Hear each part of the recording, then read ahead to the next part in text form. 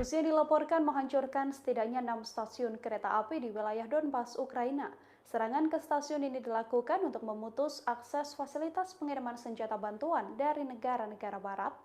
Dikutip dari The Guardian, juru bicara Kementerian Pertahanan Rusia, Igor Konasenkov menuturkan, ke-6 stasiun tersebut adalah Krasnoy, Zoibunov, Smerinka, Bergisel, Koval, Korosten, yang mana semuanya berada di wilayah barat Ukraina. Konasenkov mengatakan bahwa pasukannya juga menghancurkan 27 target militer Ukraina melalui serangan udara, termasuk di antaranya adalah 4 pusat komando. Negara barat diketahui tak membeberkan di mana lokasi pasti pengiriman senjata ke wilayah Kiev. Namun beberapa laporan menyebutkan bahwa bantuan militer tersebut dikirimkan melalui Polandia. Negara-negara anggota NATO memasok berbagai sistem pertahanan, yakni rudal anti-tank dan anti-pesawat, kendaraan lapis baja, meriam howitzer, dan senjata lainnya ke wilayah Ukraina.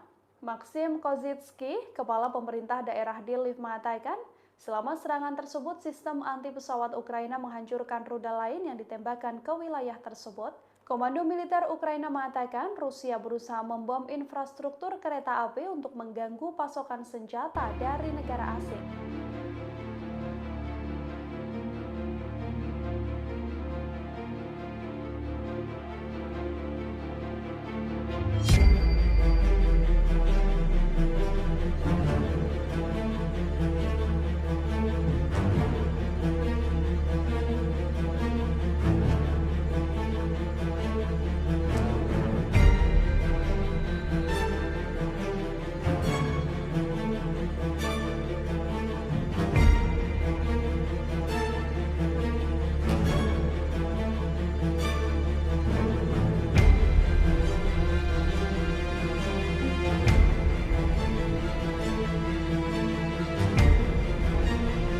Terima kasih sudah nonton. Jangan lupa like, subscribe, dan share ya.